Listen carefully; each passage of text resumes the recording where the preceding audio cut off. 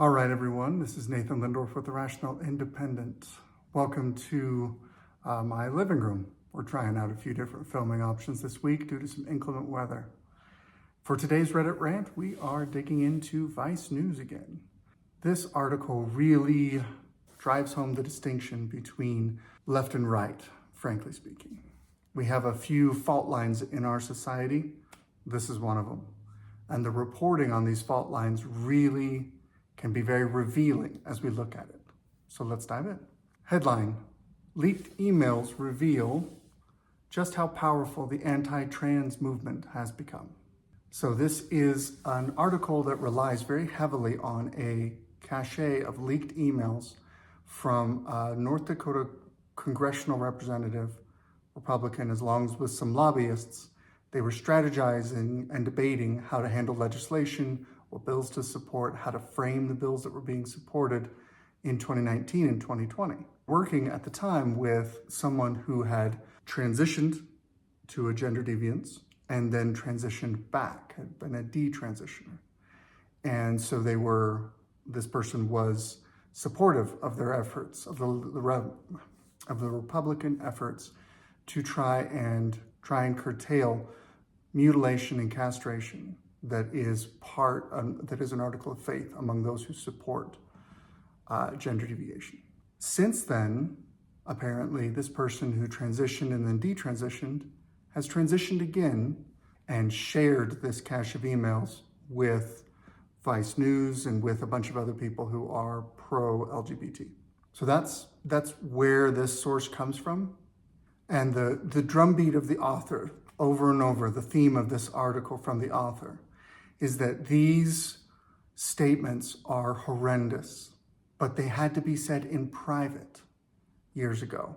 Now they don't have to be private. Now they can be out in public, and repeatedly, exhaustively through this whole article. Every single policy position, every single statement that is put forth by their opponent as trans hate, bigotry, anti-trans movement. The framing of this entire conversation: if you don't want children to be hurt, it's because you hate trans people and you want them eliminated. That's not my framing, that's their framing. I'll give you, to solidify how I'm characterizing their article, I will give you an example paragraph. It's exhausting to go through the whole thing, so it's all pretty much similar to this. At the time the emails were written, the anti-trans lobby was somewhat underground. Anti-trans hate wasn't new, but the people pushing for anti-trans policymaking, including members of the American College of Pediatricians, classified by the SPLC as a hate group, didn't have the mainstream momentum they have today. One quick thing to get it out of the way. Later in the article, they say, all of this stuff that we're trying to do to kids is supported by major medical groups, and therefore it's right. The experts support it, therefore it's correct.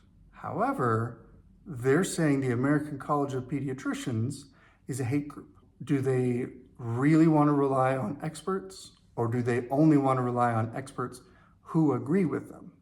And if you're an expert who disagrees with you, you're characterized as a hate group. Now, something interesting, they talk about some of these troubling thoughts and ideologies in people who oppose the trans movement. And they say things like, several equated transgender identity to severe mental illness. Okay? Let's just take that as something to, let's break that apart just for a moment, okay? When you don't believe that your body fits you, that is a clinical diagnosis called body dysmorphia. When you feel like your gender characteristics don't match who you are, that's another type of dysmorphia called gender dysmorphia. Dysmorphia means a disorder of your sense of body, your sense of self, okay? In other words, you can have body dysmorphia that plays out as anorexia because you look at your body and you see yourself as fat when objectively you are not fat. You have a disconnect in your brain between your perception and reality. So anorexia tends to be suffered most often by women and by girls. It's not the only form of body dysmorphia out there. There are many diagnosed cases of body dysmorphia among extreme bodybuilders. They go to the gym and they look in the mirror. They see themselves as still weak and scrawny and skinny, and so they push themselves harder and harder, and they go to this crazy extreme in an effort to try and resolve their feelings of dysmorphia. And that's one of the things that's core here. Dysmorphia is an incredibly uncomfortable circumstance. It can be excruciating for those who suffer it. When we talk about this, we should be sympathetic to those who suffer from these mental illnesses. Now, why am I comfortable calling it a mental illness? The same groups of people, medical professionals, that these trans people, that these proponents of gender deviance rely on for credibility, those same people and institutions 20 years ago identified transgenderism as a form of either gender dysmorphia or body dysmorphia.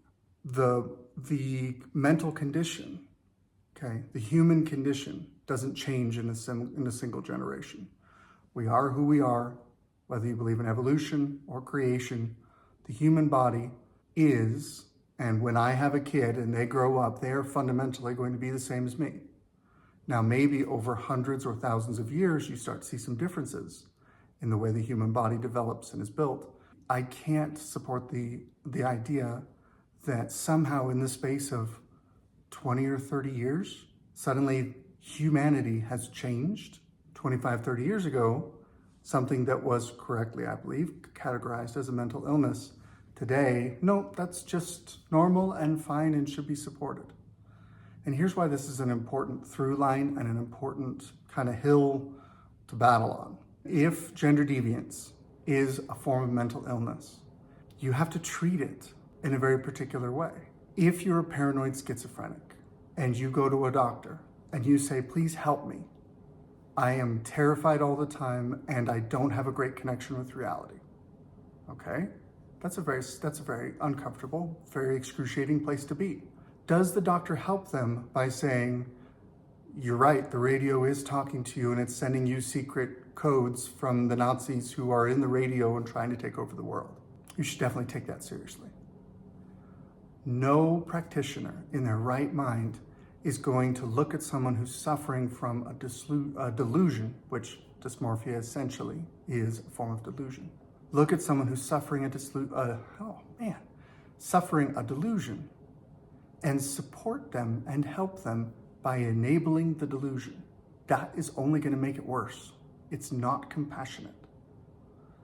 Now, if we take that same logic of how we deal with mental illness, whether it's anorexia or schizophrenia or whatever, or even depression. I have a friend who came to me and said, listen, I'm depressed. Now, I'm not a clinician. I'm a regular dude. He said, listen, I'm suffering from depression. I was doing well, then I took a new position, and in this new position, there's new demands, and it's just kind of everything that I learned about how to support myself has just flown out the window, and I'm kind of spiraling right now.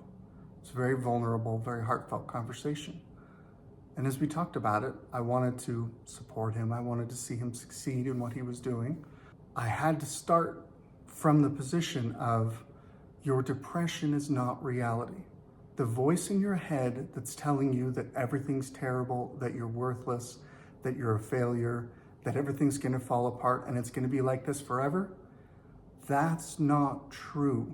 Can I help him when he's depressed by going to him and saying, these feelings that make you feel terrible, that's reality? We should build on that and find a way to make you happy in your depression? Or should we help him by saying, listen, you are important. You are gonna get through this. You are gonna find your own center. You're gonna figure out how to engage with reality correctly and be happy. Which one of those courses is more fruitful? Which one of those courses is more productive? People who are supportive of the LGBT movement, of the gender deviance movement, are making the case that if a child, not just an adult, but if a child comes to you and says, I'm uncomfortable with my gender, I'm uncomfortable with my sexuality, which, hello, welcome to puberty. It's an uncomfortable process. to come to grips and go from being a child to being a sexually productive adult. That's not a comfortable journey. That's something that we should sympathize with. But if someone comes to you, a child, and says, I'm not comfortable, instead of saying, you know what, this is a phase of your life. It can be uncomfortable, but let's talk about it. Let's stay connected. Let's help you through this. They would have us believe that the best thing to do is to say, you know what, you're right to be uncomfortable. In fact, God made a mistake, or we made a mistake, or the universe made a mistake, pick a label, and you were put in the wrong body. And so we're going to change your hormone profile. We are going to scar you for life and rob you of the ability to create a family, which is arguably the greatest source of joy in your adult life. We're going to take all of that away from you out of compassion. That is not compassion, that is cruelty. This article is written from the perspective of either you completely buy into the gender ideology that runs rampant through leftist politics right now, that everyone who expresses a measure of discomfort in their sexuality should be considered whether or not maybe they're trans, and that children should be enthusiastically pushed this direction. And anyone who does not 100% line up with that is anti-trans, are bad people. Again, one of the things that leftists do, particularly those who have bought into the orthodox framework of effectively a religion, they cast political conversations through a moral framework. But it's not a moral framework that you might be comfortable with, because it's a moral framework built through the lens of a leftist, godless religion. In other words, morality is objectively true. There is right and wrong in the universe. There is good and evil in the world. That's objective reality. Sometimes we look at someone that we love or we want to support, and they do something evil and we justify it. And we say, oh, that wasn't that evil. That's our subjective interpretation. Okay? There's other times that someone does something not too bad, but we don't like them. And so we say, you know what? Not only did they do something that was a little bit off, they did something that was morally wrong. Again, that's our subjective interpretation. But separate and aside from our ability to subjectively observe someone's behavior, including our own, there is an objective reality of right and wrong, of good and evil. And so it is proper to view these fraught questions in the political discourse through a moral framework.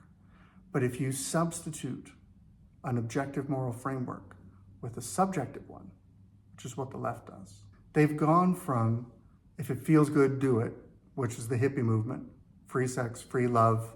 If it's pleasurable, go for it. Where's the harm? Where's the risk? They've gone from that and they've escalated that to say it's right because it feels good. And if it feels bad, then that is morally wrong. The problem is, truth is uncomfortable. Truth will often make you feel bad. It's designed to do that so that you can say, oh, hey, if truth makes me feel bad, then maybe there's something in my life that needs correcting. Let me look at that and see if I can find a way to line up my behavior with objective truth. Because when I do that, then truth makes me feel good. It's not truth that makes you feel bad. It's your dissonance from objective truth. Here's, again, to give them their due, here's that paragraph I was talking about. You can see their utter and complete disgust and disdain with trans people of all ages, said this lobbyist. Anti-trans conservatives often justify their efforts by saying they're protecting children, despite the fact that gender-affirming care is often critical and endorsed by the country's major medical organizations as safe and effective. But not the American College of Pediatrics. They're a hate group. Remember, gender-affirming care is a term that means you're going to take a child who is not yet sexually mature, and you are going to make decisions that will impact that child's entire life from then on in catastrophic ways. That's what you mean by gender-affirming care. How is that safe and effective? How does embracing the delusion of a child and reinforcing that delusion by making permanent changes to their bodies, how is that effective? Now, I have one last point that I want to raise on this issue.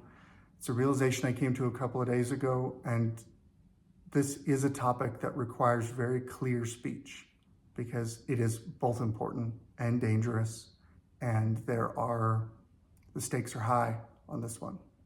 So we need to be as clear and sometimes as blunt as possible. People with gender dysphoria have very high suicide rates. I believe the lifetime suicide attempt rate is roughly 40%. That's higher than Jews in concentration camps. That's higher than Black people in slavery. That's higher than basically any other group in the world. Ironically, there's one group that's slightly comparable: paranoid schizophrenics. There's a reason that I tie into that as an example. Suicide is violence. Suicide means, and I am willing and do violence to myself. Willingness to commit violence against yourself is very rare, even if you just look at it from an evolutionary perspective, because it is not productive. If you look at it from a moral perspective, it's not right. Nothing is solved by violence to yourself. Please don't do that. Now, I need to say something else. We see a pattern. This suicide rate shows that statistically, people with this disorder are more willing to do violence. If I come to you and I say, listen, I need this job, and if I don't get this job, I'm going to kill myself. Well, you've just taken the conversation and you've just shifted it. We're no longer having a conversation about what my correct career pathway is. We're having a question about whether or not you want to be part of the reason why I hurt myself. Or let's take it a step further. You need to enact this policy, or I'm going to kill these other people. Willingness to do violence to yourself is not that far of a step away from willingness to do violence to other people. This is not okay. And what I fear and what I observe is many, many groups of people in our society who are willing to use the most vulnerable and damaged and pain-ridden people in our society who suffer from these terrible delusions, and they're willing to use them for their own callous ends. If you're a surgeon who makes $50,000 for a double mastectomy, isn't there at least part of your calculus is that if you promote these procedures and you become a specialist in these procedures, that you can make more money? If you're a drug company and you sell a drug that is a quote-unquote puberty blocker, is it at least part of your calculus? Can we at least consider that part of your decision calculus is, if I promote this, if I support this, if we push this out there, then we'll have more patients. And the nice thing about these patients is once they start taking these hormones and disrupting their bodies, they're a patient for life.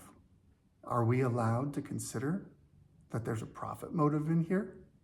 A little bit more of a serious topic today, but that's my Reddit rant for today. As always, I appreciate your time. I appreciate your willingness to engage with this material. Drop a like if you liked the video. Drop a comment if you didn't. I've had a few interesting conversations recently, and I look forward to engaging with more of you.